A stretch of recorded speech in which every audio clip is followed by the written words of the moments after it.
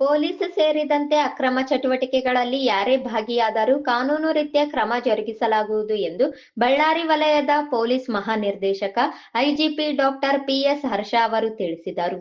ನಗರದ ಜಿಲ್ಲಾ ಪೊಲೀಸ್ ವರಿಷ್ಠಾಧಿಕಾರಿಗಳ ಕಚೇರಿ ಸಭಾಂಗಣದಲ್ಲಿ ಗುರುವಾರ ಕರೆದಿದ್ದ ಪತ್ರಿಕಾಗೋಷ್ಠಿಯಲ್ಲಿ ಮಾತನಾಡಿದ ಅವರು, ದೇವದುರ್ಗ ಸೇರಿದಂತೆ ಜಿಲ್ಲೆಯಲ್ಲಿ ಅಕ್ರಮ ಮರಳು ಗಣಿಗಾರಿಕೆ, ಕಾನೂನು ಬಾಹಿರವಾಗಿ ಸಾಗಾಣಿಕೆ ತಡೆಯಲು ವಿವಿಧ ಇಲಾಖೆಗಳ ಜೊತೆಗೂಡಿ ಪೊಲೀಸ್ ಇಲಾಖೆ ಕೆಲಸ ಮಾಡುತ್ತಿದೆ. ಅಕ್ರಮದಲ್ಲಿ ಪ್ರಭಾವಿಗಳು, ಪೊಲೀಸ್ ಸಿಬ್ಬಂದಿ, ಅಧಿಕಾರಿಗಳು ಶಾಮೀಲಾಗಿದ್ದಾರೆ ಎಂಬ ಆರೋಪಗಳು ಕೇಳಿಬಂದಿರುವ ಹಿನ್ನೆಲೆಯಲ್ಲಿ ಪೊಲೀಸ್ ಸೇರಿ ಯಾವುದೇ ಇಲಾಖೆಯ ಅಧಿಕಾರಿಗಳು ಶಾಮೀಲಾಗಿದ್ದರೆ ನಿಖರವಾಗಿ ಮಾಹಿತಿ ಪಡೆದು ಕ್ರಮ ತೆಗೆದುಕೊಳ್ಳುತ್ತೇವೆ. ಅಕ್ರಮ ಮರಳು ಗಣಿಗಾರಿಕೆ ತಡೆಗೆ ಪೊಲೀಸ್ ಇಲಾಖೆಯ ಜೊತೆಗೆ ಗಣಿ ಮತ್ತು ಭೂ ವಿಜ್ಞಾನ, ಕಂದಾಯ ಇಲಾಖೆಯ ಪಾತ್ರವು ಮುಖ್ಯವಾಗಿದೆ. ಹೆಚ್ಚು ಕ್ರಿಯಾಶೀಲರಾಗಬೇಕು. ಟಾಸ್ಕ್ ಫೋರ್ಸ್ ಸಮಿತಿಯಲ್ಲಿರುವ ಅಧಿಕಾರಿಗಳು ಅಗತ್ಯ ಸಹಕಾರ ನೀಡಬೇಕು. ಈ ಕುರಿತು ಸಮನ್ವಯ ಸಾಧಿಸಲಾಗುವುದು ಎಂದರು. ಅಕ್ರಮ ಮರಳು ಸಾಗಣೆ ತಡೆಯಲು ಮುಂದಾಗಿರುವ ದೇವದುರ್ಗ ಶಾಸಕಿ ಕರೆಮ್ಮ ನಾಯಕ್ ಅವರಿಗೆ ಬೆದರಿಕೆ ಹಾಕಿದ ಕುರಿತು ದೇವದುರ್ಗ ಪೊಲೀಸ್ ಠಾಣೆಯಲ್ಲಿ ದೂರು ದಾಖಲಾಗಿದೆ. ತನಿಖೆ ಆರಂಭವಾಗಿದೆ. ಪ್ರಕರಣದ ಆರೋಪಿಗಳಿಗೆ ನೋಟಿಸ್ ನೀಡಲಾಗಿದೆ. ತಪ್ಪಿತಸ್ಥರಾದರೆ ಕ್ರಮ ಕೈಗೊಳ್ಳಲಿದ್ದಾರೆ. ಶಾಸಕಿ ಮಾತ್ರವಲ್ಲ, ಸಾಮಾನ್ಯ ನಾಗರಿಕರಿಗೂ ಭದ್ರತೆ ಒದಗಿಸುವುದು ಪೊಲೀಸ್ ಇಲಾಖೆಯ ಕರ್ತವ್ಯ. ಅವರಿಗೆ ಅಗತ್ಯ ರಕ್ಷಣೆ ನೀಡಲಾಗುವುದು ಎಂದು ಪ್ರಶ್ನೆಯೊಂದಕ್ಕೆ ಉತ್ತರಿಸಿದರು. ರಾಯಚೂರು ಜಿಲ್ಲೆಯಲ್ಲಿ ಖಾಲಿ ಇರುವ ಪೊಲೀಸ್ ಸಿಬ್ಬಂದಿಗಳ ಭರ್ತಿಗೆ ಸರ್ಕಾರಕ್ಕೆ ಪ್ರಸ್ತಾವನೆ ಸಲ್ಲಿಸಲಾಗಿದೆ. ಬೇರೆ ಜಿಲ್ಲೆಯಷ್ಟು ತೀವ್ರ ವಿಕೋಪದ ಪರಿಸ್ಥಿತಿ ಇಲ್ಲ. ಪೊಲೀಸರ ಮೇಲಿನ ಒತ್ತಡ ನಿವಾರಣೆಗೆ ಅನೇಕ ಯೋಜನೆ ರೂಪಿಸಲಾಗಿದೆ. ಕರ್ತವ್ಯ ನಿರತ ಪೊಲೀಸರ ಮೇಲೆ ಹಲ್ಲೆ, ಅಡ್ಡಿಪಡಿಸುವುದು ಸಂಜ್ಞೇಯ ಅಪರಾಧವಾಗಿದೆ. ಪೊಲೀಸ್ ಇಲಾಖೆಯ ಪ್ರಜಾಪ್ರಭುತ್ವ ಭದ್ರವಾಗಿಡಲು ಕೆಲಸ ಮಾಡುವ ಒಂದು ವ್ಯವಸ್ಥೆ. ಖಾಕಿಯ ಮೇಲೆ ಸವಾರಿ ಮಾಡಲು ಯತ್ನಿಸಿದರೆ ಸುಮ್ಮನಿರಲ್ಲ. ಅವರು ರಾಜಕೀಯ ನಾಯಕರಾಗಿರಲಿ, ಅಧಿಕಾರಸ್ಥರಾಗಿರಲಿ, ಕಾನೂನುಬದ್ಧವಾಗಿ ಕ್ರಮ ಕೈಗೊಳ್ಳುತ್ತೇವೆ. ಪೊಲೀಸರು ತಮ್ಮ ಕಾರ್ಯವ್ಯಾಪ್ತಿಯಲ್ಲಿ ಭಯಮುಕ್ತವಾಗಿ ಕೆಲಸ ಮಾಡಬೇಕು. ಏನೇ ಅಡ್ಡಿ ಆತಂಕಗಳಿದ್ದರೂ ಹಿರಿಯ ಅಧಿಕಾರಿಗಳ ನೆರವು ಸಿಗಲಿದೆ ಎಂದು ಸ್ಪಷ್ಟಪಡಿಸಿದರು. ಜಿಲ್ಲೆಯಲ್ಲಿ ಸೈಬರ್ ಕ್ರೈಂ ಪೊಲೀಸ್ ಠಾಣೆ ಸಶಕ್ತವಾಗಿದೆ.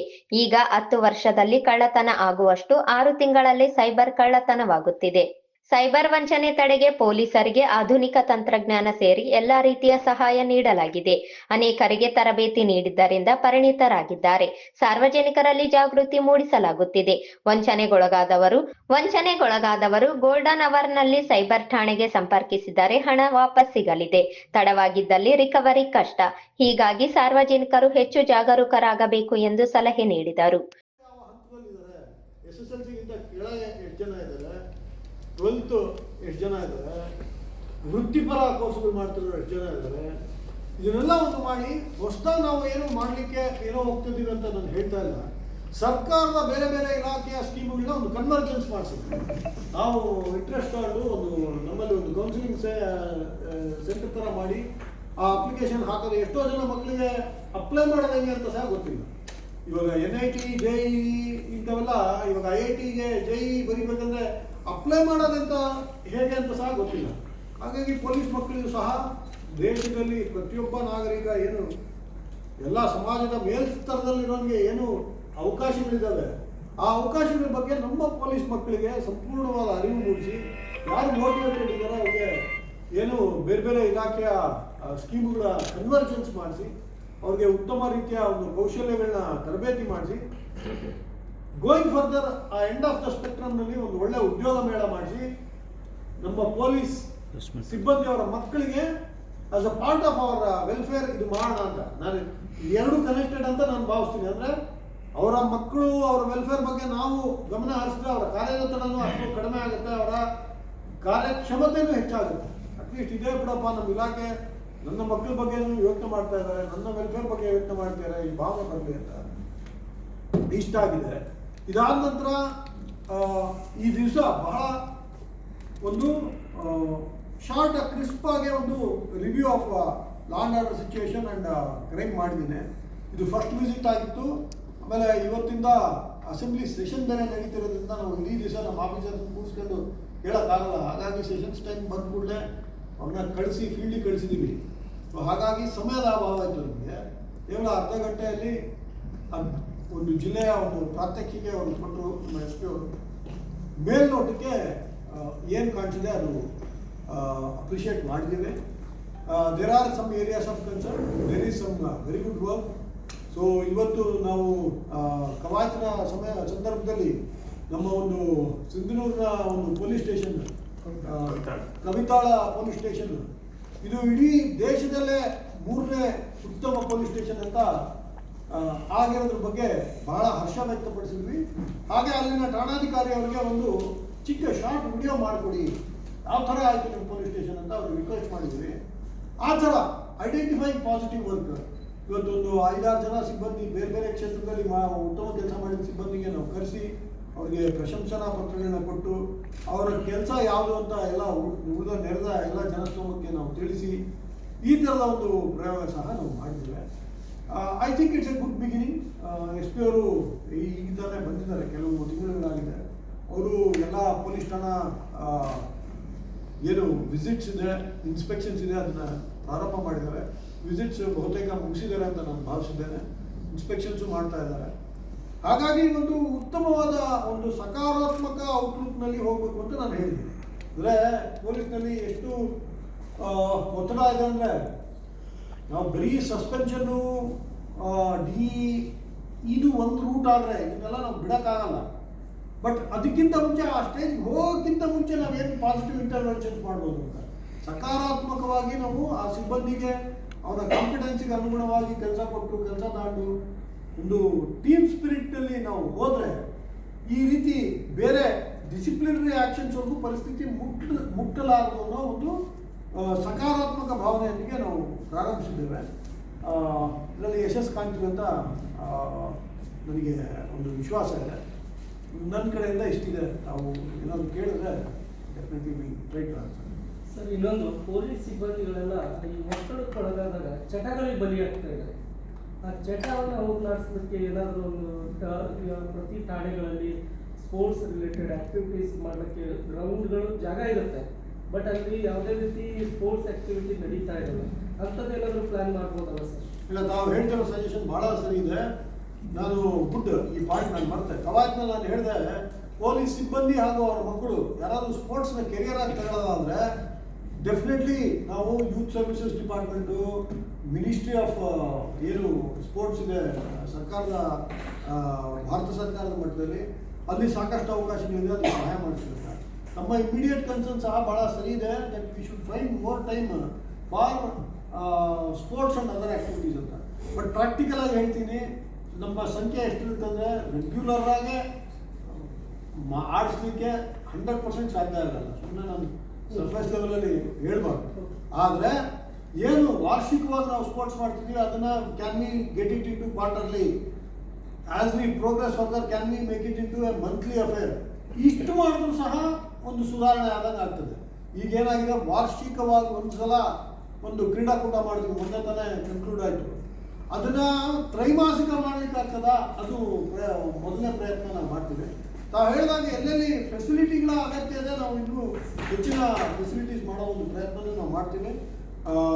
ಇದನ್ನು ಡೆಫಿನೆಟ್ಲಿ ಇದು ಒಳ್ಳೆ suggestion, will try to act. ಈ ಚಟದಿಂದ ಕುಟುಂಬದ ಕೌಟುಂಬಿಕ ಸಮಸ್ಯೆಗಳು ಭಾಳ ಇದಾವೆ ಸರ್. ಅದರಲ್ಲಿ ಬೇರೆಗಳದಂತೂ ಕತೆ ಕೇಳಲೇಬಾರ್ದು.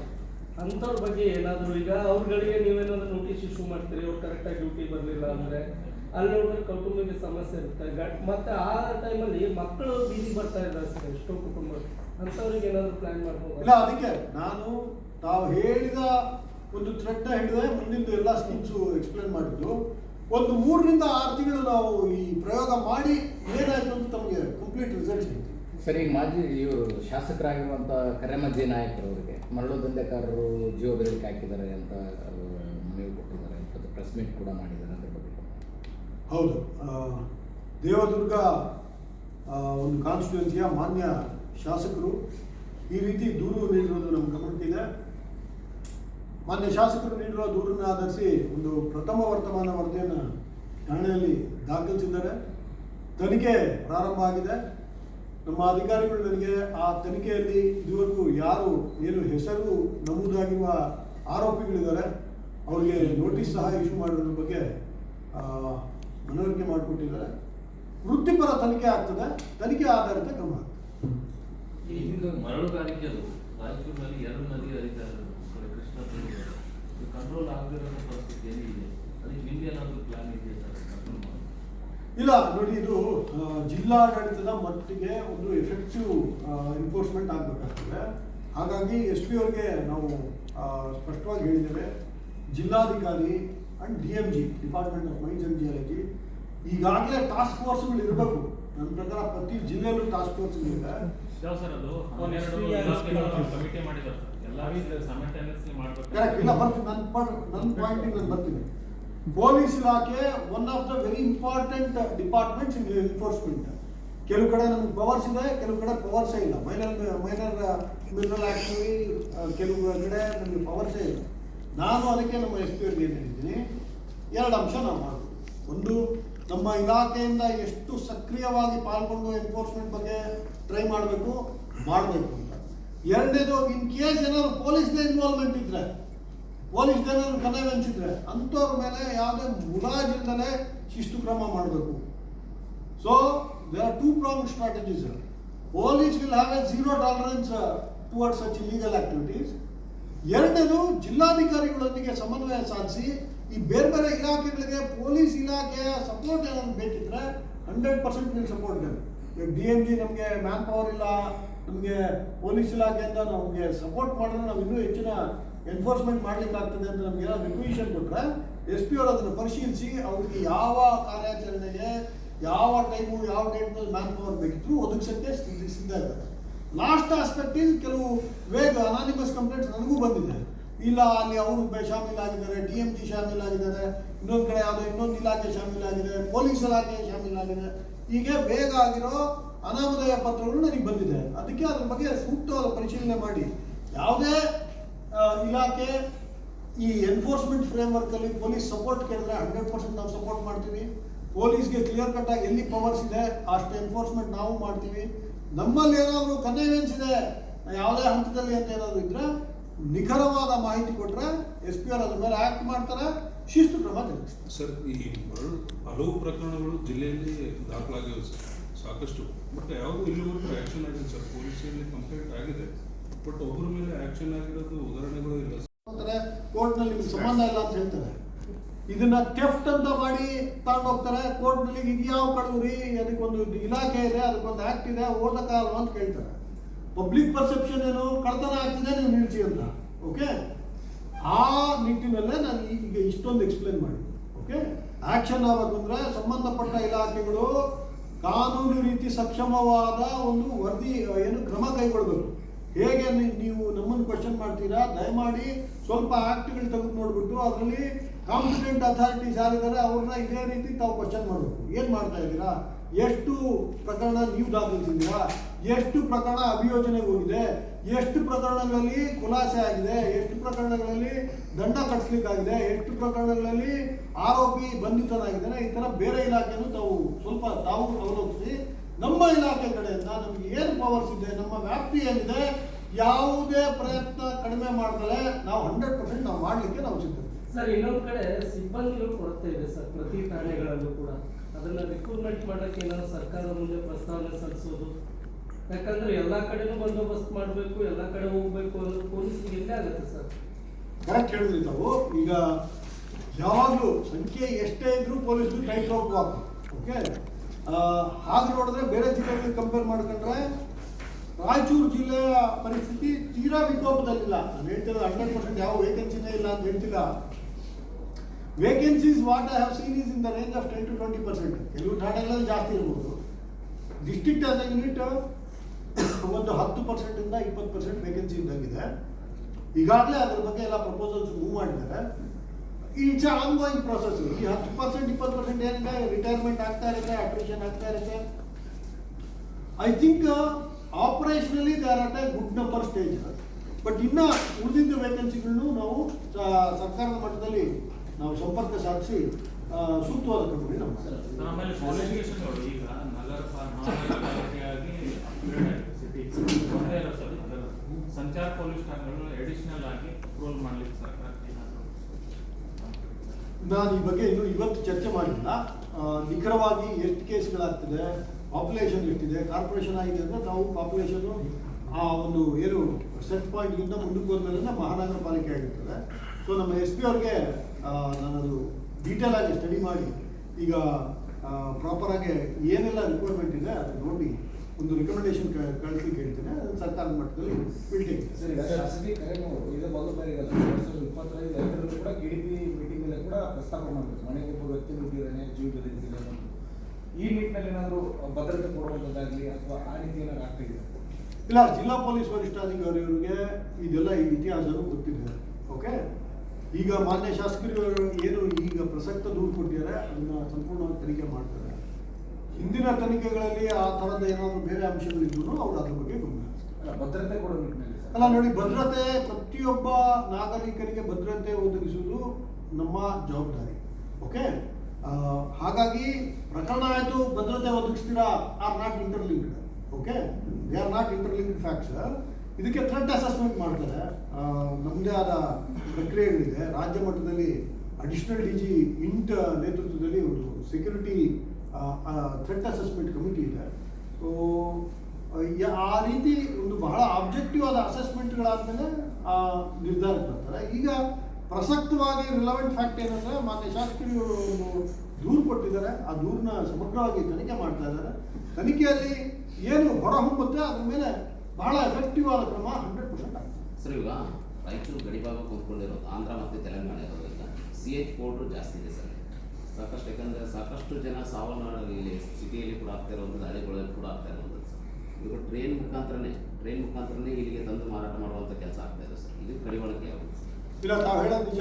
ನೋಡಿ, ಮಾದಕ ದ್ರವ್ಯದ ವ್ಯಸನಿಗಳು ಇದು ಕುರಿತಾಗಿ ಒಂದು ಬಹಳ ಡೀಟೇಲ್ಡ್ ಅಭಿಯಾನ ನಾವು ಮಾಡಿಸ್ಲಿಕ್ಕೆ ಈಗಾಗಲೇ ಪ್ಲಾನ್ ಮಾಡಿದ್ದೀವಿ. ಈ ಇಂಟರ್ ಸ್ಟೇಟ್ ಬಾರ್ಡರ್ಸ್ ಇದ್ದಾಗ ಇನ್ನೂ ಸ್ವಲ್ಪ ಕಾಂಪ್ಲೆಕ್ಸಿಟಿ ಜಾಸ್ತಿ ಆಗುತ್ತೆ. ಏಕೆಂದರೆ ಸೈಟ್ ಆಫ್ ಪ್ರೊಡಕ್ಷನ್ ಬೇರೆ ಆಗುತ್ತೆ, ಸೈಟ್ ಆಫ್ ಕನ್ಸಂಪ್ಷನ್ ಬೇರೆ ಆಗುತ್ತೆ. ನಾವು ಸಪ್ಲೈ ಸೈಡು ನೋಡ್ಬೇಕಾಗುತ್ತೆ, ಕನ್ಸಂಪ್ಷನ್ ಸೈಡು ನೋಡ್ಬೇಕಾಗುತ್ತೆ. ಇಲ್ಲಿ ಕೆಲವು ಪ್ಯಾಟರ್ನ್ಸ್ ಬಗ್ಗೆ ನನಗೆ SP ಅವರು ತಿಳಿಸಿದ್ದಾರೆ, ಎಲ್ಲೆಲ್ಲಿ ಈ ಹಿಂದೆ ಎಲ್ಲೆಲ್ಲಿ ವರದಿ ಆಗಿದೆ.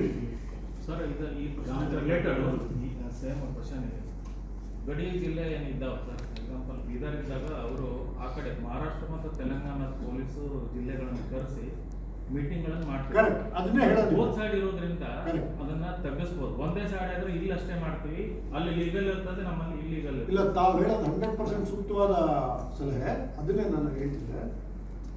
ಇದು ಆರ್ಗನೈಸ್ಡ್ ಕ್ರೈಮ್ ಆಗಿ ಬರ್ತಿಲ್ಲ, ಒಂದು ಸಂಘಟಿತ ಅಪರಾಧ ಇದು ಜಾಲ ಇದೆ. ಹಾಗಾಗಿ ನನ್ನ ಅಪ್ರೋಚ್ ತಮ್ಗೆ ಹೇಳ್ತೀನಿ. First, consumption definitely is important, but ಇದನ್ನ ಈ ಪಿಡುಗನ್ನ ತೊಲಗಿಸ್ಬೇಕಂದ್ರೆ ಸಪ್ಲೈ ಚೈನ್ ಕಟ್ ಮಾಡ್ಬೇಕು. ನಾವು ಪ್ರೊಡಕ್ಷನ್ ಎಲ್ಲ ಆಗ್ತಿದೆ, ಸಪ್ಲೈ ಯಾರು ಮಾಡ್ತಿದ್ದಾರೆ, ಕಮರ್ಷಿಯಲ್ ಸ್ಕೇಲಲ್ಲಿ ಯಾರು ತರ್ತಾ ಇದ್ದಾರೆ. ತಾವು ಆ್ಯಕ್ಟನ್ನ ತೆಗೆದು ನೋಡಿದ್ರು ಹಾರ್ಶ್ ಪನಿಷ್ಮೆಂಟ್ಸ್ ಇರೋದು ಕಮರ್ಷಿಯಲ್ ವಾಲ್ಯೂಮ್ಸ್ಗೆ, ಪೆಡ್ಲರ್ಸ್ಗೆ, ಪ್ರೊಡ್ಯೂಸರ್ಸ್ಗೆ. ಹಾಗಾಗಿ ಒಂದು ಸೈಂಟಿಫಿಕ್ ಆಗಿ ಯಾರ ಕಿಂಗ್ ಪಿನ್ಗಳು ಫಸ್ಟ್ ಅವ್ರನ್ನ ಮ್ಯಾಪ್ ಮಾಡಕ್ಕೆ ಹೇಳಿದ್ದೀನಿ. ಓಕೆ, ಕನ್ಸ್ಯೂಮರ್ಸ್ ಇರ್ಬೋದು, ಸಾವಿರಾರು ಜನ ಇರ್ಬೋದು. ಈಗೆಲ್ಲೋ ಒಂದು ಕಡೆ ಹೋದ್ರೆ ಲೇಬರ್ಸ್ ಇರ್ಬೋದು, ಇನ್ನೊಂದು ಕಡೆ ಸ್ಟೂಡೆಂಟ್ಸ್ ಇರ್ಬೋದು, ಇನ್ನೊಂದು ಕಡೆ ಬೇರೆ ಬೇರೆ ಥರದ್ದು ಇರ್ಬೋದು. ಕನ್ಸಂಪ್ಷನ್ಗೆ ಏನು ಕ್ರಮ ಮಾಡಬೇಕು ಆಲ್ಮೋಸ್ಟ್ ಆಗಿದೆ. ನಮ್ಮಲ್ಲಿ ಏನಾಗ್ತಿದೆ, ಕನ್ಸಂಪ್ಷನ್ ಬಗ್ಗೆ ಎನ್ಫೋರ್ಸ್ಮೆಂಟು ಬಹಳ ಕೇಸಸ್ ಆಗಿದೆ. ಆದರೆ how to cut this supply chain, how to see to that this commercial scale operations, ಈ ಪೆಡ್ಲರ್ಸ್ ಯಾರಿದ್ದಾರೆ, ಇದರ ಮೇನ್ ಕಿಂಗ್ಪಿನ್ಗಳು ಯಾರಿದ್ದಾರೆ, ಅವ್ರ ಮೇಲೆ ಇನ್ನೂ ಕ್ರಮಕ್ಕೆ ಬಹಳ ಅವಕಾಶ ಇದೆ. ಹಾಗಾಗಿ 2-3 ಥರ, ಒಂದು ಈ NDPSನಲ್ಲೇ ಇನ್ನೊಂದು ಪಿಟ್ NDPS ಆಕ್ಟ್ ಅಂತ ಇದೆ. ಇದರಲ್ಲಿ ಅತಿ ಒಂದು ಫರ್ಮ್ ಆಕ್ಷನ್ಗೆ even preventive detention up till 1 year. ಏನು ನಮ್ಮ ಗುಂಡಾ ಕಾಯ್ದೆ, ಕೋಕಾ ಇದರಲ್ಲಿ ಕೆಲವು ಕಡೆ ಎಲ್ಲ ನಮಗೆ ಪ್ರಾವಿಷನ್ಸ್ ಇತ್ತು. ಆ ಥರ ಒಂದು ಉಗ್ರ ಸ್ವರೂಪಿಯಾದ ಕಾನೂನು ಕ್ರಮ ಪಿಟ್ NDPS, PIT NDPS ಈ ಕಾನೂನಿನ ಅಡಿಯಲ್ಲಿ ಇದೆ. ಇದರಲ್ಲಿ ಒಬ್ಬ ವಲಯದ ಆರಕ್ಷಕ ಮಹಾನಿರೀಕ್ಷಕನೇ can directly order for detention, preventive detention up till 1 year. ನಾನು ನಮ್ಮ SP ಅವ್ರಿಗೆಲ್ಲ ರಿಕ್ವೆಸ್ಟ್ ಮಾಡಿದ್ದೀನಿ, ತಾವು ಆ ಥರದ ಇನ್ಕಾರಿಜಿಬಲ್ ಯಾರಾದರೂ ಇದ್ದರೆ, ರಿಪೀಟೆಡ್ ಅಫೆನ್ಸ್ ಮಾಡಿ ಎಷ್ಟು ಸಲ ಅರೆಸ್ಟ್ ಮಾಡಿದ್ರು ಬೈಲ್ ಮಾಡಿಕೊಂಡು ಇನ್ನೊಂದು ಮಾಡಿಕೊಂಡು ಮತ್ತೆ ಒಂದು ಸಂಘಟಿತವಾದ ಒಂದು ಗ್ಯಾಂಗ್ ಕಟ್ಕೊಂಡು ತಾನು ಸುಮ್ಮನಿದ್ದು ಬೇರೆ ತನ್ನ ಸಹಚರರೊಂದಿಗೆ ಮಾಡಿಸೋದು, ಆ ನೆಟ್ವರ್ಕ್ಗೆ ಬೇರೆ ಬೇರೆ ಥರ ಬೆಂಬಲ, ಈ ಥರದವ್ರು ಯಾರಾದರೂ ಇದ್ದರೆ ಸ್ಟ್ರೈಟ್ ಅವೇ ನಾವು ಕಾನೂನಿನ ಅಡಿಯಲ್ಲಿ ನಮ್ಗೆ ಏನು ಅವಕಾಶ ಇದೆ ಎಲ್ಲ ಬಳಸೋಣ ಅಂತ ನಾನು ನಮ್ಮ SP ಅವ್ರಿಗೆ ಹೇಳಿದ್ದೀನಿ. ಒಂದು. ಎರಡನೇದು, ಇವ್ರದ್ದು ನೆಟ್ವರ್ಕ್ ಸರಿಯಾಗಿ, ಅಂದರೆ ಬರೀ ಒಂದು ಗಾಂಜಾ ಸೀಸ್ ಮಾಡು, ಮಹಜರ್ ಮಾಡು, ಆದರೆ ಹಿಂದೆ ಬ್ಯಾಕ್ ಟ್ರ್ಯಾಕ್ ಆಗ್ತಾ ಇಲ್ಲ. ಸಪ್ಲೈ ಮಾಡೋರು ಯಾರು, ಎಲ್ಲಿಂದ ಬಂದು, ಆ ಬ್ಯಾಕ್ ಟ್ರ್ಯಾಕಿಂಗ್ ಬಗ್ಗೆ ಬಹಳ ವಿಶೇಷವಾದ ಕಾಳಜಿ ವಹಿಸಬೇಕು ಅಂತ ನಾನು ಈಗಾಗಲೇ ತಿಳಿಸಿದ್ದೀನಿ. ಹೊರ ರಾಜ್ಯದ ಕಾರ್ಮಿಕರು ಕೆಲವೊಂದು ಇಂಡಸ್ಟ್ರಿಯಲ್ ಏರಿಯಾಗಳಿದ್ದಾರೆ ಸರ್, ಬಿಹಾರ ಆ ಕಡೆಯಿಂದ. ಅದೇ ಆಮೇಲೆ ಕ್ರಿಮಿನಲ್ಸ್ ಇಲ್ಲೇ ಬೇರೆ ಬೇರೆ ರಾಜ್ಯದ ಉತ್ತರ ಪ್ರದೇಶ, ಬಿಹಾರ ಕ್ರಿಮಿನಲ್ಸ್ ನಮ್ಮ ಇಂಡಸ್ಟ್ರಿಯಲ್ ಏರಿಯಾದಲ್ಲಿ ಕೆಲಸ ಮಾಡ್ತಾ ಇದ್ದಾರೆ ಸರ್. ಇಲ್ಲಿಂದೆಲ್ಲ ಅಪ್ಡೇಟ್ ಆಗ್ತದೆ, ಬಟ್ ಅಲ್ಲಿ ಗೊತ್ತಿರಲ್ಲ ಅಲ್ಲಿ ಪೊಲೀಸರು. ಇಲ್ಲ, ಅದಕ್ಕೆ ಅದು ಒಂದು ವಿವರವಾದ ಪ್ರಕ್ರಿಯೆ ನಾವು ಮಾಡ್ಬೇಕಾಗ್ತಂದ್ರೆ ಇಲ್ಲಿ ನಾವು ಯಾರನ್ನು ಕ್ವಶನ್ ಮಾಡ್ತೀವಿ, ಆ ರಾಜ್ಯದ, ಆ ಜಿಲ್ಲೆಯ, ಆ ಪೊಲೀಸ್ ಠಾಣೆಗೆ ನಾವು ವೆರಿಫಿಕೇಶನ್ ರೋಲ್ಸ್ ಕಳಿಸ್ಬೇಕಾಗತ್ತೆ. ನಾವು ಹೇಳಿದಾಗೆ ಅಂತಾರಾಜ್ಯ ಇಂಟರ್ ಬಾರ್ಡರ್ ನಾವು ಮೀಟಿಂಗ್ಸ್ ಮಾಡಬೇಕಾಗುತ್ತೆ. ಇದು ಎಲ್ಲವನ್ನು ಹಂತ ಹಂತವಾಗಿ ಮಾಡುವ ಯೋಜನೆ ನಾವು ಇದ್ದೀವಿ. ಬಾಟಮ್ ಲೈನ್ ಇಷ್ಟೇ, ಡೆಫಿನೆಟ್ಲಿ ನಾವು ಯಾವುದೇ ಕಾರಣಕ್ಕೂ ಯಾವುದೇ ಥರದ ಡ್ರಗ್ಸ್ ಪೆಡ್ಲಿಂಗ್ ಆಗಲಿ, ಸಪ್ಲೈ ಆಗಲಿ, ಕನ್ಸಂಪ್ಷನ್ ಆಗಲಿ ಯಾವುದನ್ನು ಟಾಲರೇಟ್ ಮಾಡಲ್ಲ. ಹಂತ ಹಂತವಾಗಿ ಸಮಯೋಚಿತವಾದ ಯೋಜನೆಗಳು ನಾವು ಹಾಕ್ಕೊಂಡು ಈ ಪಿಡುಗನ್ನು ತೊಲಗಿಸೋಕ್ಕೆ ಎಷ್ಟು ಸಾಧ್ಯ ಇದೆ ಅಷ್ಟು ಪ್ರಯತ್ನಗಳು ಮಾಡಿ ಬರೋ ದಿನಗಳಲ್ಲಿ ರಿಸಲ್ಟ್ ನೋಡ್ತೀವಿ. ಸರ್, ಇನ್ನೊಂದು ಈ ಮಾನ್ವಿ ಸಿಂಧನೂರು ಭಾಗ ಏನಿದೆಯೋ ಆಂಧ್ರ ತೆಲಂಗಾಣ ಗಡಿ ಬರುವಂಥ ಪ್ರದೇಶ, ಅಲ್ಲೇನಾಗುತ್ತೆ ಅಂದರೆ ಕಳ್ಳರು ಬರ್ತಾರೆ, ಕಳ್ತನ ಹೋಗ್ಬಿಡ್ತಾರೆ ಸರ್. ಮನೆಗಳತನ ಆಗಿರ್ಬೋದು, ಸರಗಳತನ ಆಗಿರ್ಬೋದು, ಈ ಊರುಗಳನ್ನ ಹಿಡಿಯಕ್ಕೆ ಹೋದಂಥ ಪೊಲೀಸ್ ಸಿಬ್ಬಂದಿಗಳ ಮೇಲೆ ಆ ಗ್ಯಾಂಗ್ ದಾಳಿ ಮಾಡಿರುವಂಥ ಪ್ರಕರಣಗಳು ಕೂಡ ಇದೆ. ಇಂಥ ತನಿಖೆ ಏನು ಮಾಡ್ಬೋದು? ನೋಡ್ರಿ, ಒಂದು ಬಹಳ ಕ್ಲಿಯರ್, ಖಾಕಿ ಮೇಲೆ ಕೈ ಹಾಕಕ್ಕೆ ಟ್ರೈ ಮಾಡೋದನ್ನು ಯಾರಿಗೂ ಬಿಡಲ್ಲ. ಅವ್ನು ಕಳ್ಳ ಆಗಿರಲಿ, ಮತ್ತೊಬ್ಬ ಆಗಲಿ. ಇದು ಖಾಕಿ ಅಥವಾ ನಮ್ಮ ಪೊಲೀಸ್ ಇಲಾಖೆ ಒಂದು ಪ್ರಜಾಪ್ರಭುತ್ವದ ಒಂದು ಭದ್ರ ಬುನಾದಿ ಕಾಯಲಿಕ್ಕಿರುವ ಸರ್ಕಾರದ ವ್ಯವಸ್ಥೆ. ಸೊ ಯಾವುದೇ ಪೊಲೀಸ್ ಸಿಬ್ಬಂದಿ ಮೇಲೆ ಅವನು ಕರ್ತವ್ಯ ನಿರತ ಇದ್ದಾಗ, ಕಾನೂನು ರೀತಿ ಅವನು ಕರ್ತವ್ಯ ಮಾಡಕ್ಕೆ ಹೋದಾಗ ಅವ್ರ ಮೇಲೆ ಯಾವುದೇ ರೀತಿ ಹಲ್ಲೆ ಆಗಲಿ, ಮತ್ತೆ ಅವ್ರಿಗೆ ಅಡ್ಡಿ ತಡೆಗಳನ್ನ ಒಳಪಡಿಸೋದಾಗಲಿ, ಇದು ಒಂದು ಸಂಘನೆಯ ಅಪರಾಧ ಇದೆ. ಸೊ ಯಾರೇ ಇಂಥ ಕೃತ್ಯಗಳನ್ನು ಮಾಡೋ ಒಂದು ದುಸ್ಸಾಹಸಕ್ಕೆ ಕೈ ಹಾಕಿದ್ರೆ ಅವ್ರ ಮೇಲೆ ಕಾನೂನು ರೀತಿ ಕ್ರಮ, ಕಠಿಣವಾದ ಕಾನೂನು ರೀತಿ ಕ್ರಮ ಆಗ್ತದೆ. ಜನಪ್ರತಿನಿಧಿಗಳು ಸೇರಿದಂತೆ ಅಲ್ಲ ನೋಡ್ರಿ, ಕಾನೂನಲ್ಲಿ ಏನಾದ್ರು ಬೇರೆ ಇದಾವ, ಕೆಟಗರಿ ಇದಾವನಪ್ಪ, ಇದ್ರೆ ತಾವು ನಮ್ಗೆ ಏನಾದ್ರು ಸರ್, ವೈಟ್ ಕಲರ್ ಕ್ರೈಮ್ ಜಾಸ್ತಿ. ಒಂದೊಂದು ಮುಗಿಸ್ತೀನಪ್ಪ, ಆರಾಮಾಗಿದ್ದೀನಿ ನಾನು. ಅವ್ರ ಸಬ್ಜೆಕ್ಟ್ ಏನ್ ಹೇಳ್ತೀನಿ, ಖಾಕಿ ಮೇಲೆ ಕೈ ಹಾಕಕ್ಕೆ ಹೋದ್ರೆ ಕಾನೂನಿನಡಿಯಲ್ಲಿ ಬಹಳ ಸ್ಪಷ್ಟವಾದ ಪ್ರಾವಿಷನ್ಸ್ ಇದಾವೆ. ತಮಗೆ ಗೊತ್ತು, ಕಾನೂನಿನಡಿಯಲ್ಲಿ ಯಾರನ್ನಾರು ಒಬ್ಬರನ್ನ ನಮಗೆ ದಸ್ತಗಿರಿ ಮಾಡಲಿಕ್ಕೆ ನಮಗೆ ಗ್ರೌಂಡ್ಸ್ ಇದ್ದು ನಾವು ಹೋಗಿ ಅರೆಸ್ಟ್ ಮಾಡೋ ಟೈಮ್ನಲ್ಲಿ ರೆಸಿಸ್ಟ್ ಮಾಡಿದ್ರೆ, ನಮ್ಮ ಮೇಲೆ ಹಲ್ಲೆ ಆದರೆ we can use maximum force also. ಅರ್ಥ ಆಯ್ತಲ್ಲ? ಎಷ್ಟೋ ನ್ಯಾಯಾಲಯಗಳಲ್ಲಿ ನಮ್ಮ ಪೊಲೀಸ್ ಸಿಬ್ಬಂದಿ ಫೈರ್ ಮಾಡಿ ಆ ಕಡೆ ಒಬ್ಬ ದುಸ್ಸಾಹಸಿ ಹತನೇ ಆದ್ರೂ ಕೋರ್ಟ್ ಇದು ಸರಿ ಇದೆ ಅಂತ ಹೇಳಿದ್ದಾರೆ. ಸೊ ನಮ್ಮ ಸಿಬ್ಬಂದಿಗೂ ಇರೋ ಪ್ರಾವಿಷನ್ಸ್ನ ಅರ್ಥ ಮಾಡಿಸ್ತೀವಿ. ಯಾರು ಹೆದರಿ ಬದ್ರಿ ಕೆಲಸ ಮಾಡೋ ಅಗತ್ಯ ಇಲ್ಲ. ನಮ್ಮ ಪೊಲೀಸ್ ಸಿಬ್ಬಂದಿಗೆ ಹೇಳಿದೀವಿ, ಯಾರು ಖಾಕಿಯ ಮೇಲೆ ಸವಾರಿ ಮಾಡಕ್ಕೆ ಹೋದ್ರೆ ಸಾಧ್ಯ ಇಲ್ಲ. ಯಾವುದೇ ಕೆಟಗರಿ ಜನ ಆಗಲಿ, ಅಂದ್ರೆ ಬೇರೆ ಬೇರೆ ಯಾರೋ ಒಬ್ರು ಅಧಿಕಾರಸ್ಥರು, ಬಹಳ ಪ್ರಭಾವಿಗಳು, ಈ ತರ ಯಾವುದೋ ಭ್ರಮೆಯಲ್ಲಿದ್ದು ಖಾಕಿಯ ಮೇಲೆ ಸವಾರಿ ಮಾಡಲಿಕ್ಕೆ ಸಾಧ್ಯ ಇಲ್ಲ. ಓಕೆ, ಕಾನೂನುಬದ್ಧವಾದ ಕೆಲಸ ಆಗ್ತದೆ. ನಾವು ಅವರು ಆ ಕ್ವಶನ್ ಯಾಕೆ ಕೇಳಿದಂದ್ರೆ, ದೇವದುರ್ಗ MLA ಒಂದ್ಸರಿ ಒಂದು ಕಾನ್ಸ್ಟೇಬಲ್ಗೆ ಇದರಲ್ಲಿ ಕರ್ಸಿ ಹೊಡೆದ. ಅದಕ್ಕೆ ಈಗ ಸ್ಪೆಸಿಫಿಕ್ಸ್ಗೆ ಈ ಹಂತದಲ್ಲಿ ಹೋಗ್ತಾ ಇಲ್ಲ, ಬಿಕಾಸ್ ನನಗೆ ಚರಿತ್ರೆ ಗೊತ್ತಿಲ್ಲ. ಓಕೆ, ಬಟ್ ಅಪ್ರೋಚ್ ಅಪ್ರೋಚ್ ನಾನು ಹೇಳ್ತೀನಲ್ಲ, ಅಲ್ಲ ಮುಂದೆ ಮುಂದೆ ಏನಿಲ್ಲ, ದಯಮಾಡಿ ಕೇಳಿ ಅಂತ ಇವಾಗ ಕ್ಲಾರಿಟಿ ಕೊಟ್ಟು ಹೇಳ್ತಾ ಇದ್ದೆ. ಓಕೆ, ಖಚಿತವಾದ ಕಾನೂನು ಕ್ರಮಗಳು ಆಗ್ತದೆ, 100% ಆಗ್ತದೆ. ಓಕೆ, ತಾವೇನೋ ಕೇಳ್ತಾ ಇದ್ರಿ ಇನ್ನೊಂದು ವೈಟ್ ಕಲರ್ ಕ್ರೈಮ್ ಜಾಸ್ತಿ ಆಯ್ತು ಅಂದ್ರೆ ಎಲ್ಲಾ ಕಲರ್ನು ಹಿಡಿತೀವಪ್ಪ, ಎನಿ ಕಲರ್. ಸೈಬರ್ ಕ್ರೈಮ್ ಇಲ್ಲ, ಇಂಟ್ರೆಸ್ಟಿಂಗ್ ಇದೆ. ಬಹಳ ಡಿಸ್ಟರ್ಬಿಂಗ್ ಆದ ಒಂದು ಕೇಸ್ ಬಗ್ಗೆ ಇವಾಗ ನನಗೆ ಒಂದು ಎಕ್ಸ್ಪ್ಲನೇಷನ್ ಕೊಟ್ಟರು SP ಅವರು. ಕೆಲವೇ ದಿನಗಳ ಹಿಂದೆ ಒಂದು ಬಹಳ ದೊಡ್ಡ ಚೀಟಿಂಗ್ ಗ್ಯಾಂಗು, ಪಾಪ ವಲ್ಲರಬಲ್ ಫೆಲೋಸ್ಗೆ ಇನ್ವೆಸ್ಟ್ಮೆಂಟ್ ಟೈಪ್ ಏನೋ ಮಾಡಿ ಅವ್ರನ್ನ ಮೋಸ ಮಾಡಿ, ಅದು CID ಪ್ರಕರಣ ಇದೆ ಅಂತ. ಆ ಪ್ರಕರಣದ ಬಗ್ಗೆ ಈಗ CID ತನಿಖೆ ಇರೋದ್ರಿಂದ ಆ ಪ್ರಕರಣದ ಬಗ್ಗೆ ನಾನು ಮಾತಾಡ್ತಿಲ್ಲ. ನಮ್ಮ ಅಪ್ರೋಚ್ ಏನಂದ್ರೆ, ಗಲ್ಲಿಬಲ್ ಈ ಥರದ ಅಮಾಯಕ ಜನರನ್ನ ಚೀಟ್ ಮಾಡೋ ಯಾವುದೇ ಸೈಬರ್ ಕ್ರಿಮಿನಲ್ನು ಯಾವುದೇ ಕಾರಣಕ್ಕೆ ನಾವು ಬಿಡಬಾರ್ದು. ಎರಡನೇದು, ಒಂದು ನಮ್ಮ ಸೈಬರ್ ಕ್ರೈಮ್ ಪೊಲೀಸ್ ಸ್ಟೇಷನ್ ಇದೆ, ಸಶಕ್ತವಾಗಿದೆ. ಎಸ್ ಪಿ ಅವರು ಸಹ ಇದ್ರ ಬಗ್ಗೆ ಬಹಳ ಜಾಗೃತರಾಗಿದ್ದಾರೆ. ಅವ್ರಿಗೆ ಯಾವುದೇ ರೀತಿಯ ವೃತ್ತಿಪರ ಇನ್ನೂ ಟ್ರೈನಿಂಗ್ ಆಗಲಿ, ಟೂಲ್ಸ್ ಆಗಲಿ, ಸಾಫ್ಟ್ವೇರ್ ಆಗಲಿ, ಬೇರೆ ಎಕ್ವಿಪ್ಮೆಂಟ್ಸ್ ಆಗಲಿ ಎಲ್ಲ ಥರದ ಸಪೋರ್ಟ್ ಮಾಡಲಿಕ್ಕೆ ಇಲಾಖೆ, ವಿಶೇಷವಾಗಿ ನಮ್ಮ DG and IG, ನಮ್ಮ ಹೆಡ್ ಆಫ್ ಪೊಲೀಸ್ ಸಹ ಸ್ಪಷ್ಟವಾಗಿ ಹೇಳಿದ್ದಾರೆ, ಇಲ್ಲ ನಿಮಗೆ ಏನು ಬೇಕೋ ನಾವು ಸಹಾಯ ಮಾಡಲಿಕ್ಕೆ ಸರಿ ಇದ್ದೀವಿ. ಇದೊಂದು ಟ್ರಾನ್ಸಿಷನಲ್ ಫೇಸ್. ಅಂದರೆ ಮುಂಚೆ ಸೈಕಲ್ ಥೆಫ್ಟು, ಬೈಕ್ ಥೆಫ್ಟು ಇಂಥವು ಡಾಮಿನೇಟ್ ಆಗ್ತಿದ್ದು ಪೊಲೀಸ್ ರಿವ್ಯೂನಲ್ಲಿ. ಈಗ 10 ವರ್ಷಗಳಲ್ಲಿ ಅಷ್ಟು ಥೆಫ್ಟ್ ಆಗಿರೋ ಅಷ್ಟು 6 ತಿಂಗಳಲ್ಲಿ ಸೈಬರ್ ಥೆಫ್ಟ್ ಆಗುತ್ತೆ. ಸೈಬರ್ ಕ್ರೈಮ್ಸ್ನಲ್ಲಿ ಅಷ್ಟು ವ್ಯಾಲ್ಯೂದು ಹೋಗ್ಬಿಡುತ್ತೆ. ಹಾಗಾಗಿ ಇದೊಂದು emerging kind of field. Definitely police ಇಲಾಖೆಗೆ ಮುಂಚೆ ಇದ್ರ ಮೇಲೆ ಹಿಡ್ತಾ ಇರಲಿಲ್ಲ, ಭಾಳ ಸೀನಿಯರ್ ಲೆವೆಲ್ಸಲ್ಲೂ ಗೊತ್ತಾಗ್ತಾ ಇಲ್ಲ. ಲಕಿಲಿ ಕರ್ನಾಟಕ ರಾಜ್ಯದ ಪೊಲೀಸರು ಬಹಳ ಫಾಸ್ಟಾಗಿ ಪಿಕಪ್ ಆಗಿ ಟೆಕ್ನಾಲಜಿ ಅರ್ಥ ಮಾಡಿಕೊಂಡು ಅವೈಲಬಲ್ ಎಕ್ವಿಪ್ಮೆಂಟ್ಸ್ನ ತಂದು, ಅವೈಲಬಲ್ ಸಾಫ್ಟ್ವೇರ್ಸ್ನ ತಂದು ಬಹಳ ಎಫೆಕ್ಟಿವ್ ಆಗಿ ನಾವು ಮಾಡಿದ್ದೀವಿ. ನಮಗೆ ಗೊತ್ತಿರ್ಬೋದು, I4C ಅಂತ ಇಡೀ ದೇಶದ ಒಂದು ಮೇಯ್ನ್ ಏನು ಈ ಸೈಬರ್ ಕ್ರೈಮ್ಸ್ನ ರೆಗ್ಯುಲೇಟ್ ಮಾಡಲಿಕ್ಕೆ ಒಂದು ಟೆಕ್ನಾಲಜಿ ಪ್ಲಾಟ್ಫಾರ್ಮ್ ಇದೆ. ಅದ್ರ ಜೊತೆಗೆ ಪ್ರತಿ ಜಿಲ್ಲೆಯಿಂದ ಸಹ ನಾವು ಕೋಆರ್ಡಿನೇಟ್ ಮಾಡ್ತಾ ಇದ್ದೀವಿ. ಕರ್ನಾಟಕ ರಾಜ್ಯದಿಂದ ಒಬ್ಬ ಪರ್ಮನೆಂಟ್ ಪ್ರತಿನಿಧಿ ಅಲ್ಲೇ ಇರ್ತಾರೆ ಡೆಲ್ಲಿಯಲ್ಲಿ. ಸೊ ತಮಗೆಲ್ಲ ಗೊತ್ತಿರ್ಬೋದು, ಈ 1093 golden hour concept.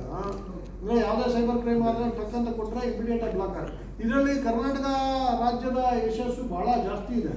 We have been able to freeze and restore amounts which were defrauded in cyber crimes. Raichur ಜಿಲ್ಲೆದು ಇನ್ನೂ ಬಹಳ ಡೀಪಾಗಿ ನಾನು ರಿವ್ಯೂ ಮಾಡ್ತೀನಿ. ಏನೇ ಅಗತ್ಯ ಇದ್ರೂ ಇದು ಅವೇರ್ನೆಸ್ ಬಹಳ ಇಂಪಾರ್ಟೆಂಟು. ನಾನು ಅದಕ್ಕೆ ಮೀಡಿಯಾ ಫ್ರೆಂಡ್ಸಿಗೆ ನಾನು ಏನು ರಿಕ್ವೆಸ್ಟ್ ಮಾಡ್ತೀನಿ, ಎಲ್ಲೇ ಸಾಧ್ಯ ಇದ್ರೂ ನಮ್ಮದು ಹೆಲ್ಪ್ಲೈನ್ ನಂಬರ್ ಹಾಕಿ. ಇಲ್ಲಾಂದರೆ ಏನಾಗುತ್ತೆ, ಬೆಂಗಳೂರಲ್ಲಿ ಎಲ್ಲರಿಗೂ ಅವೇರ್ನೆಸ್ ಇದೆ, ಇಲ್ಲಿ ಯಾವುದಪ್ಪ ಹೆಲ್ಪ್ಲೈನು 100 ಮಾಡಿದ್ರೆ ಏನಾಗುತ್ತೆ, 192 ಮಾಡಿದ್ರೆ ಏನಾಗುತ್ತೆ, 112 ಮಾಡಿದ್ರೆ ಏನಾಗುತ್ತೆ, ಈ ಐಡಿಯಾ ಇಲ್ಲ. ಹಾಗಾಗಿ ಈ ಸೈಬರ್ ಕ್ರೈಮ್ನ ಹೆಲ್ಪ್ಲೈನ್ ಬಗ್ಗೆ ದಯಮಾಡಿ ನಮಗೆ ಅವಕಾಶ ಇರೋ ಕಡೆ ಜನಗಳಿಗೆ ಹೆಚ್ಚು ತಿಳಿಸ್ಕೊಡಿ. ಯಾಕೆಂದರೆ ಆ ಒನ್ ಅವರ್ನಲ್ಲಿ ಗಾಬರಿಯಾಗಿ ಏನೋ ಮಾಡೋಕ್ಕಿಂತ ಡೈರೆಕ್ಟ್ ಹೆಲ್ಪ್ಲೈನಿಗೆ ಫೋನ್ ಮಾಡಿದ್ರೆ ಎಷ್ಟು ದೊಡ್ಡ ಪ್ರಮಾಣದ ಕ್ರೈಮ್ ಆಗಿದ್ರು ರಿಕವರಿ ಚಾನ್ಸ್ ಭಾಳ ಇದೆ. ಇದೊಂಥರ ಈ ಹಾರ್ಟ್ ಅಟ್ಯಾಕ್ ಇದ್ದಂಗೆ, golden hour concept. Heart attack ಆದಾಗ ಅವರು ಫಸ್ಟ್ 1 ಅವರಲ್ಲಿ ಏನು ಮಾಡಿದ್ರೆ ಅದ್ರ ಮೇಲೆ ರಿಸಲ್ಟು. ಈ ಸೈಬರ್ ಕ್ರೈಮು ಹಂಗೆ ಹಾರ್ಟ್ ಅಟ್ಯಾಕ್ ಇದ್ದಂಗೆ. ಪಾಪ ಅರ್ಧ ಕೇಸ್ನಲ್ಲಿ ಹಾರ್ಟ್ ಅಟ್ಯಾಕ್ ಬಂದೇ ಬಿಡುತ್ತೆ, ಪಾಪ ಅಷ್ಟು ದುಡ್ಡು ಹೋಗಿರುತ್ತೆ. ಸೊ ಅವರು ಗಾಬರಿ ಆಗ್ದಲೇ ನಮ್ಮ ಸೈಬರ್ ಹೆಲ್ಪ್ಲೈನಿಗೆ ಫೋನ್ ಮಾಡಿದ್ರೆ ಉತ್ತಮವಾದ ಪ್ರಯತ್ನ ಆಗುತ್ತೆ. ಇದು ಬಹಳ ಸೀಮ್ಲೆಸ್ ಆ್ಯಂಡ್ ಕೋಆರ್ಡಿನೇಟೆಡ್ ಇದೆ. ಜಿಲ್ಲಾ ಠಾಣಾ ಮಟ್ಟದಿಂದ ಹಿಡಿದು ಜಿಲ್ಲಾ ಮಟ್ಟದಿಂದ ಹಿಡಿದು ರಾಜ್ಯ ಮಟ್ಟ, ವಲಯ ಮಟ್ಟ, ರಾಷ್ಟ್ರೀಯ ಮಟ್ಟದವರೆಗೂ ಸಹ ಒಂದು ಸೀಮ್ಲೆಸ್ ನೆಟ್ವರ್ಕ್ ಇದೆ ನಮ್ಮವ್ರದ್ದು ಎನ್ಫೋರ್ಸರ್ಸ್ದು. ಸೊ ಹಾಗಾಗಿ ಇದು ಸ್ವಲ್ಪ ಅವೇರ್ನೆಸ್ ಬಂದು, ಏಕೆಂದರೆ ಯಾವಾಗಲೂ ಅದು ಎಲ್ಲ ಆಗಿ 1 ತಿಂಗಳಾದ್ಮೇಲೆ ಪೇಪರ್ನಲ್ಲಿ ಒಂದು ದೂರು ಬರ್ಕೊಂಬಂದರೆ ನಮ್ಮವ್ರಿಗೆ ಮಾಡೋದಕ್ಕೆ ಸ್ಕೋಪ್ ಬಹಳ ಕಡಿಮೆ ಇದೆ. ಎಲ್ಲ VPNಗಳಿಂದ ಮಾಡಿರ್ತಾರೆ, ಯಾವುದೋ ದೇಶದಲ್ಲಿ ಕೂತ್ಕೊಂಡು ಮಾಡಿರ್ತಾರೆ. ಹಣ ಟ್ರಾನ್ಸ್ಫರ್ ಆಗೋದ್ಮೇಲೆ ಬಹಳ ಕಷ್ಟ ಇದೆ. ಫಸ್ಟ್ ಅವನಲ್ಲಿ ರೆಸ್ಪಾಂಡ್ ಮಾಡಿದ್ರೆ ನಮ್ಮದು ಚಾನ್ಸಸ್ ಜಾಸ್ತಿ ಇದೆ, ಜನಕ್ಕೆ ರಿಲೀಫು ಒಳ್ಳೆಯ ರಿಲೀಫ್ ಸಿಗ್ತದೆ. ಇಲ್ಲ ಅದೇ ಈಗ ನೋಡಿ, 112 ಇಸ್ ಮೆಜಾರಿಟಿ. ನಿಮ್ಮ ಲಾ ಆ್ಯಂಡ್ ಆರ್ಡರ್ ಉಳಿದಿದ್ದು ಎಲ್ಲದಕ್ಕೂ 112 ಹೆಲ್ಪ್ಲೈನ್ ಇದೆ. ಈ ಸೈಬರ್ ಅಲ್ಲಿ ಮಿಕ್ಸ್ ಮಾಡಿದ್ರೆ ಏನಾಗುತ್ತೆ ಅಂದರೆ ಆ್ಯಕ್ಷನಿಗೆ ಲೇಟ್ ಆಗುತ್ತೆ. ಈ ನಮ್ಮ cyber helpline directly link to lot of other servers. ಅವ್ರು ಮಾತಾಡ್ತಾನೆ ಕ್ಲೀನ್ ಮಾಡಿ ಫ್ರೀಸ್ ಮಾಡಿಬಿಡ್ತಾರೆ. ಅಧಿಕಾರಗಳು ಬಹಳ ಜಾಸ್ತಿ. ಹಾಗಾಗಿ ಕೆಲವು ವಿಶೇಷ ಪ್ರಕ್ರಿಯೆಗಳಿಗೆ ಮಾತ್ರ ವಿಶೇಷ ಹೆಲ್ಪ್ಲೈನ್ಸ್ ಇದೆ. ಅದರ್ವೈಸ್ ಪೊಲೀಸ್ನ ಎಲ್ಲ ಸೇವೆಗಳು ಪಡೆಯೋದಕ್ಕೆ 112 ಇಸ್ ದ ಮೈನ್ ಹೆಲ್ಪ್ಲೈನ್. 112 ಮಾಡಿದ್ರೆ ನಿಮಗೆ ಎಂಟೈರ್ ERSS ಲಿಂಕ್ಡ್ ಇದೆ, ಎಂಟೈರ್ ನಮ್ಮ ರೆಸ್ಪಾನ್ಸ್ ಚೈನ್ ಅದಕ್ಕೆ ಲಿಂಕ್ಡ್ ಇದೆ. Okay, thank you very much. ಪತ್ರಿಕಾಗೋಷ್ಠಿಯಲ್ಲಿ ಜಿಲ್ಲಾ ಪೊಲೀಸ್ ವರಿಷ್ಠಾಧಿಕಾರಿ ಅರುಣಾಂಶು ಗಿರಿ, ಹೆಚ್ಚುವರಿ ಪೊಲೀಸ್ ವರಿಷ್ಠಾಧಿಕಾರಿ ಕುಮಾರಸ್ವಾಮಿ, DYSP ಶಾಂತವೀರ್ ಸೇರಿದಂತೆ ಮತ್ತಿತರರು ಇದ್ದರು.